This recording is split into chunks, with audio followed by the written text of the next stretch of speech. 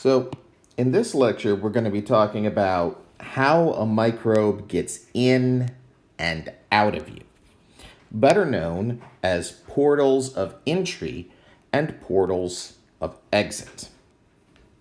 So, in the in the body, there's basically two ways that things can get in. They have to get in through your barriers, which means that they're either going to get into your through your skin or through your mucous membranes. And as we've talked about before, the skin is a very good barrier. Most microbes can't get in through your skin.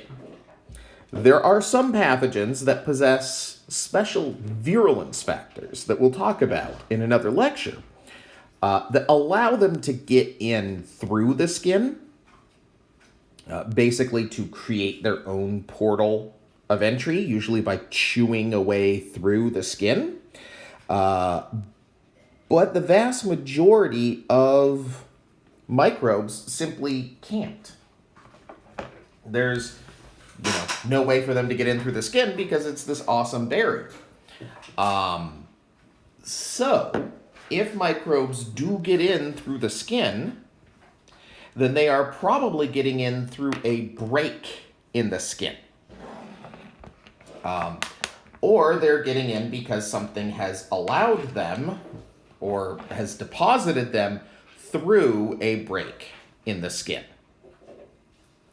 So an example of that might be if you have a wound or something, and something gets, for instance, like some dirt rubbed into the wound or something like that, then a soil bacteria could get in that way. But, or you could have, say, an insect bite, or even an animal, like a non-insect animal bite, like, say, a bite from a dog or a raccoon or something like that. Either of those could deposit microbes in through your skin. But even then, that's not necessarily the most common way for it to go.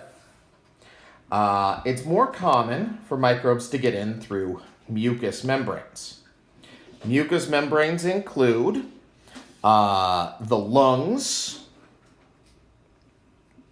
the ear, the conjunctiva of the eye, mucous membranes inside the nose and the mouth, mucous membranes inside the vagina or on the penis, particularly the head of the penis in males, in through the urethra, or potentially through the placenta, the anus, or the alimentary canal, which is your, throat, digestive tract type area.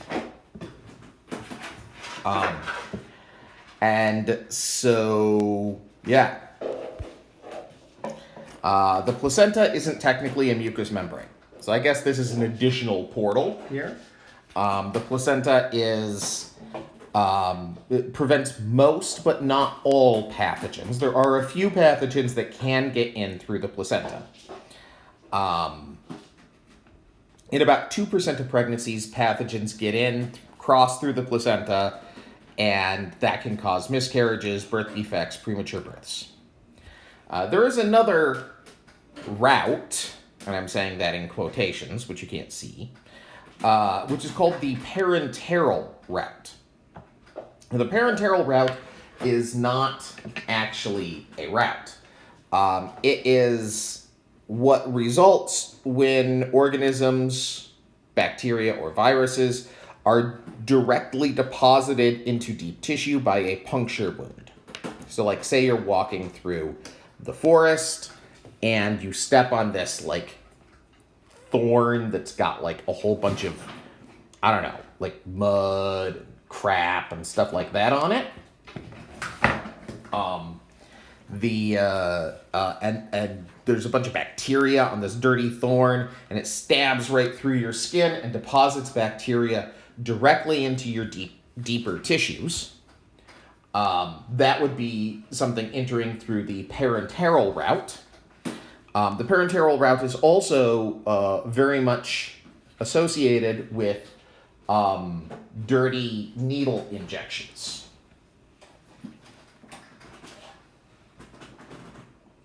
And it's a puncture that directly deposits organisms into the deep tissues. Makes the wound and the infection at the same time. As for how they can get out, right? Organisms, if they're going to spread, have to get back out of your body. And some of these are more common than others. For the most part, pathogens can exit through the same ways that they enter. So they can go through blood, right? Often that gets out through some sort of broken skin, but occasionally things can get out through blood if they cause you to, say, cough up blood into the air. They can get out through eyes in the form of tears or lacrimal secretions. This would mostly be if you rub your eyes and then touch something with it. Through the nose, either through sneezing or through nasal secretions like snot. Through the mouth, saliva, sputum, either by direct contact or by sneezing or coughing, or even just talking, can get salivary aerosols into the air. In females,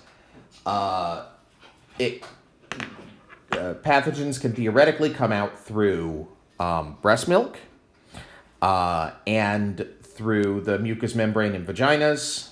In males, it could come out in the semen. And in both, it could come out in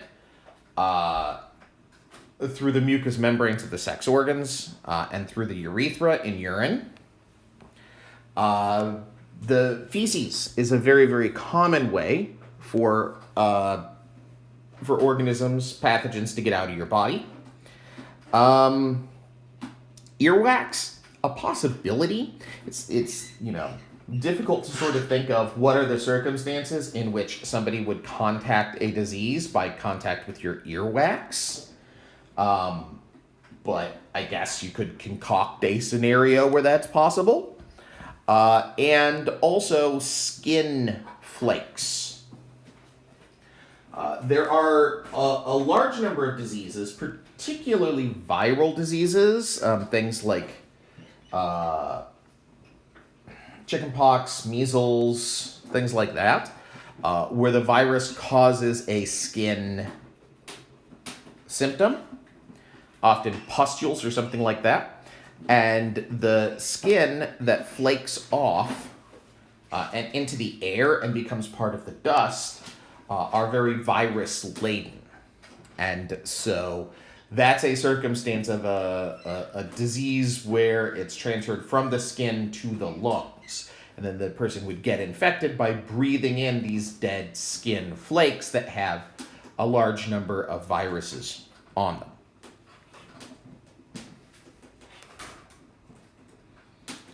As most of the portals, right? Those are all the ways to get in and get out.